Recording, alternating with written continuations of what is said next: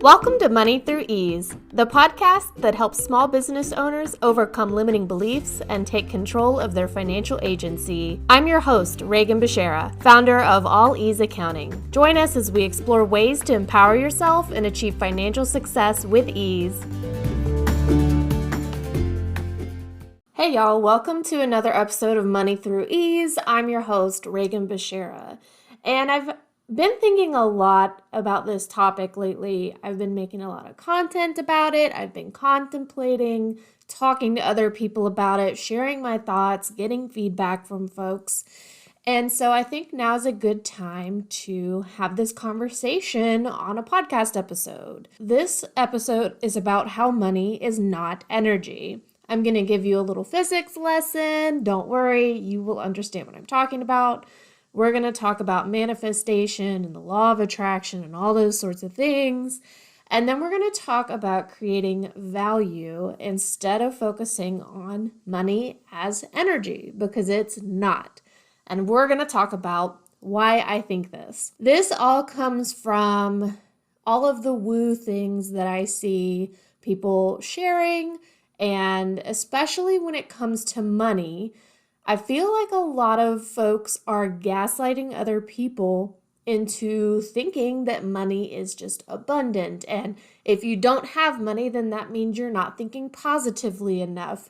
And this is all, kind of wild when we live in a white supremacist patriarchal society that built financial systems to literally subjugate other people, to extract labor and profit from people, from human beings, and then to be told that if you just don't think positively enough, then that's why you don't have enough money to house and feed and clothe yourself. I really wanted to talk about it because I feel like I live in this intersection of money and then physics and science.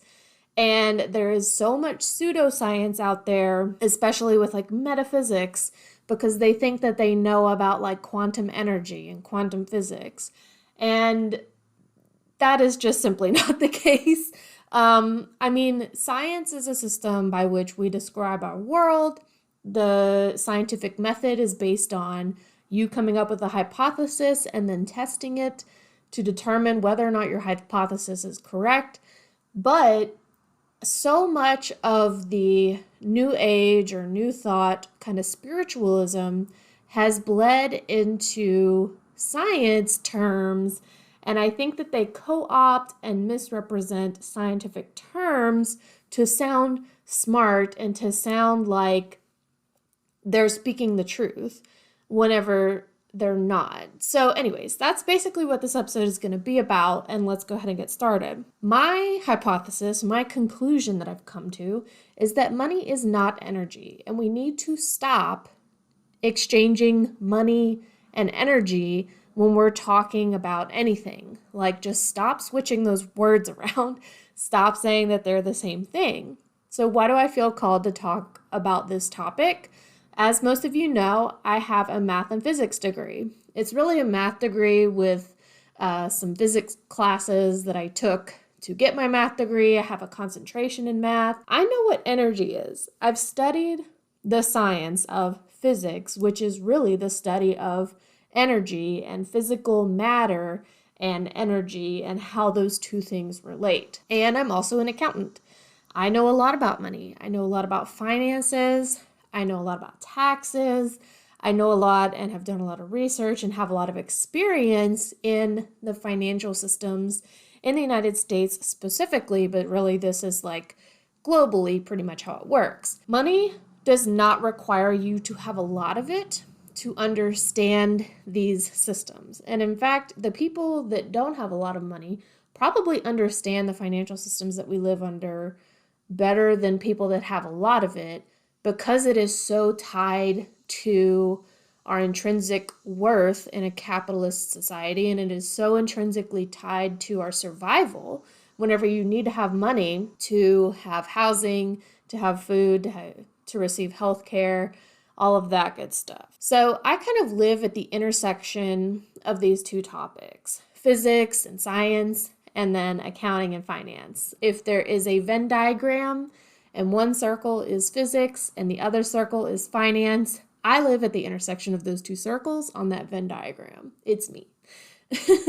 And I am just really annoyed at people telling you that all you need to do to make money is to manifest it and to pray for it and to believe that money is abundant, and then all of those things are how you get money. Like, that's all you have to do. Money may be abundant, like that may be true, and we can kind of see that that's the case, right? Like in our society, we see other people that have so much money. Whether or not they're lying to us, the proof is in the pudding. You're driving cars that cost a lot of money.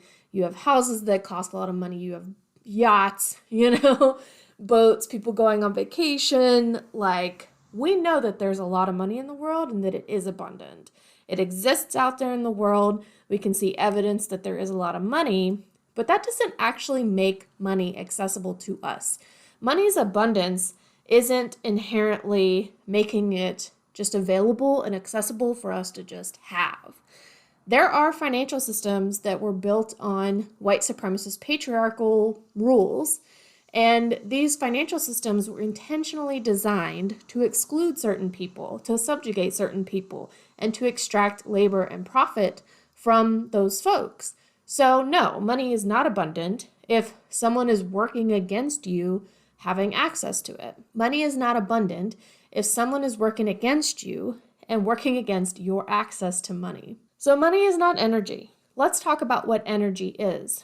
Energy is a description of what is happening with matter or mass, like tangible objects, at any moment in time. We have a couple of different types of energy that I'm going to go over here. This is your warning that this is the physics lesson. We have potential energy. Potential energy describes an object having the potential to move.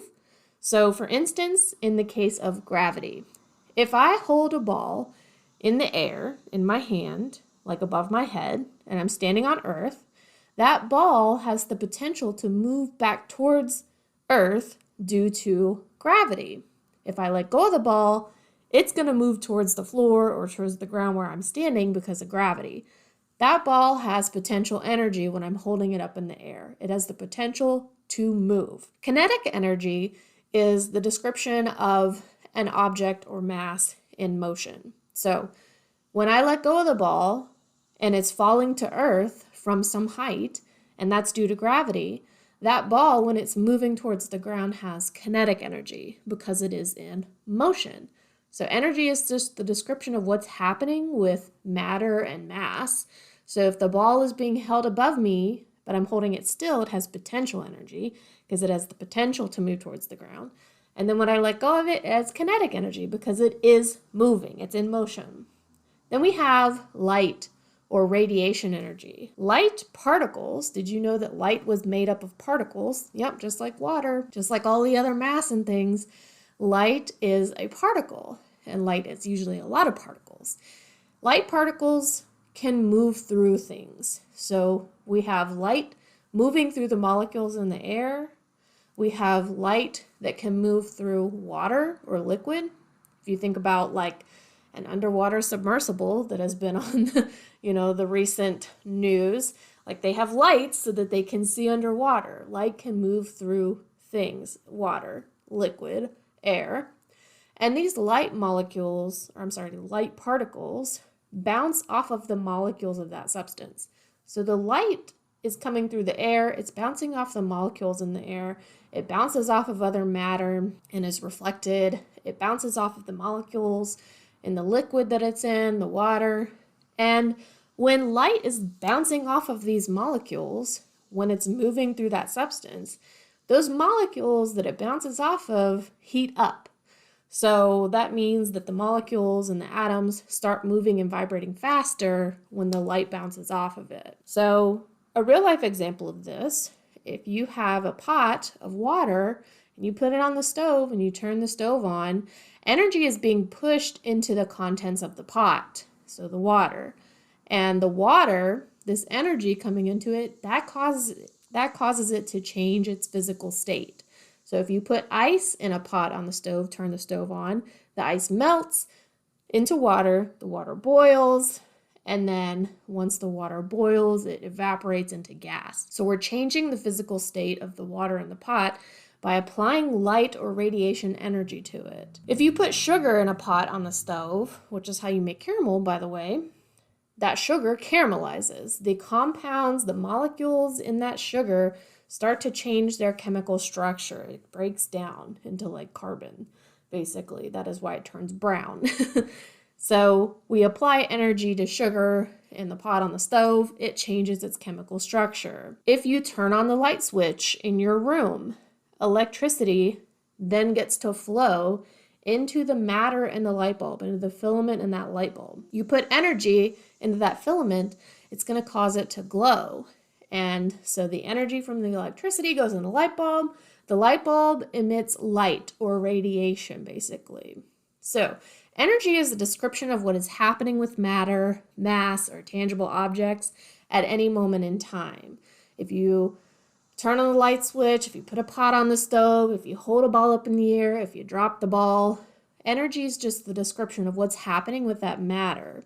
And it's the capacity of that matter to do some sort of work, whether that's to move, whether that's to heat up, whether that's to reflect light. Energy is the capacity and the description of matter when it's doing work. So that's what energy is. Now let's talk about money. Money is a thing that has value that everybody agrees on. So in the United States, we can exchange dollars, US dollars, for food, housing, healthcare, vacations, access to something, whatever. We're exchanging dollars, aka money, for something that has value that we've all agreed has value. So we hold dollars, and if somebody else is holding something that we want, and they agree to take our dollars and exchange the thing we want with us, that's money. We have something that has value, somebody else has something that has value to us, and we both consensually agree to exchange our things, whether that's money, whether that's rocks, doesn't matter. We exchange things because we both parties, or however many parties are involved, consensually agree that the money, the things that we're holding have value. Money is socially constructed in this way. Everybody involved in an exchange has to agree of the value of the money. You have people out there who don't think money has value, and they won't give up whatever they have consensually for money if they don't think money has value, or whatever your money you have doesn't have enough value for them to exchange what they've got. So money doesn't even have to be exchanged, right? It doesn't have to be, I give you money and you give me something back. Money can be donated, and people do that all the time. If you think about when you were a kid and your parents or your grandparents gave you a birthday card and it had money or a check in it, right? They've put money in that envelope for you. They gave you money, and you didn't necessarily give them anything in return. There wasn't really an exchange. However, this is based on your relationship with them. Whether you have a good relationship, whether you're a good daughter or a good son or a good grandkid, doesn't matter. They believe that they have a relationship with you and that's valuable to them, and therefore they give you money for it. So it doesn't necessarily have to be you giving up something to receive money, right? It can just come to you, but it's not some magical manifestation thing. It's a relationship between you and that other person that they have thoughts about the value of that relationship. You can also donate money to charitable organizations and not receive anything in return, right? You don't have an expectation of receiving something in return. You don't get a receipt. Or if you do get a receipt for a taxable donation or a tax-deductible donation, they may give you a receipt that says you didn't receive anything of value in return. So you're literally donating money and receiving nothing in return. But this is still based on what you want to give an organization that is doing work about a cause that you care about. You may think that that organization is doing work that is valuable to the community. There's that word again, value. And you give them money in exchange for their continued support of that community and their efforts in that community. You're not necessarily receiving their support or their efforts, but you recognize that what they do has value and you give them money. You're not receiving anything in return. However, you do get a little tax break maybe. You may be able to claim that on your taxes and get a deduction for it. So technically, you do receive something in return. Or maybe it just gives you a good feeling to contribute to a cause that you care about. Or maybe you recognize that supporting the causes that are doing the good work that you want to see in your community does benefit you because you are in that community and the rising tide lifts all ships. So now we're going to take a quick break and then we're going to come back and talk about why money and energy are not the same thing. I've given you a definition for energy. I've given you a definition for money. We're going to come back in a minute and talk about why they're not the same thing. Introducing Mind the Gap, the self-paced entrepreneurial bookkeeping course designed to help you bridge the gap between being an employee in someone else's business and building a small business that supports your income. With easy-to-follow lessons and practical exercises, you'll learn how to take control of your business finances and make informed decisions. Sign up to be the first to know about beta testing, early bird discounts, and launch. Head to alleaseaccounting.com/mindthegap to get on the interest list today. That's MIND as in dog, THEGAP as in person. Welcome back. Let's dive right in. We know what energy is. We know what money is. And we know now that these are not the same thing. Let's talk about it. Money is not energy. We've defined what money and energy are and aren't. They are not placeholders for each other, and they cannot stand in for the other. So let's talk about these folks that want to say that money is energy, and if you have good energy, if you have a positive energy, then that means that you get more money. And manifestation and law of attraction. All of these schools of thought focus on manifesting things, believing in the law of attraction, which is that what you focus on multiplies, and what you speak into existence will come to you, and that like attracts like. Let's start off with that phrase right there because it pisses me off. Like attracts like. In terms of magnetism, this doesn't even follow the laws of physics, y'all. Opposite ends of magnets attract each other. So like attracts like right out the window. That is not true. Why do people say that? I don't know. Manifestation is whenever people tell you to meditate on what you want in your life. Create a vision board so that you constantly see images of what you want your life to be like. Visualize what you want your life to be like, because then if you think it, then you can be it. Let's talk about cognitive bias, right? We have brains. We're humans. Some of us have brains. We all filter information from our senses. So that is sight, smell, taste, touch, and sound. Our brain is taking in information from our senses, and we filter that through our brain, which already has made assumptions about the world. When our brain filters this information from our senses, it's looking for evidence that our assumptions that we've already made about the world are true. Because if our assumptions about the world are true, then we can stay safe. Right? I did an episode a couple of weeks ago about why people shit on accountants all the time. And that was me filtering information that I had seen or heard online or on podcasts. And then I got invited to speak as a guest on a money podcast. And the host told me that she had recently been talking about bookkeepers and accountants. And now she finally has one on her podcast to set the record straight. I had no idea. I hadn't listened to any of her podcasts before I applied and was accepted to be on, y'all. And when I came on, that's what she was telling me immediately, was that she's been talking about accountants and bookkeepers and all this stuff, and that having me on and our discussion helped her realize why it's so important to have a bookkeeper in your business or an accountant. And I didn't manifest that, right? So this episode recording happened a few weeks after I had made the episode about people talking about accountants. And I had been telling folks that I was tired of accountants being kind of the punching bag, right? I had been talking about this. And then I had made an episode about it. Did I manifest that? Or is my brain just more likely to focus on the fact that she told me she had been talking about accountants recently? Because that means that I was right whenever I had all those assumptions about everybody's talking about accountants. Everybody's ragging on accountants all the time. Everybody makes fun of us, blah, blah, blah. So did I manifest that podcast interview, or am I just clinging to that as more evidence that I was right in my assumption? So when we played the money games that I taught you a few weeks back, we weren't manifesting money in our lives.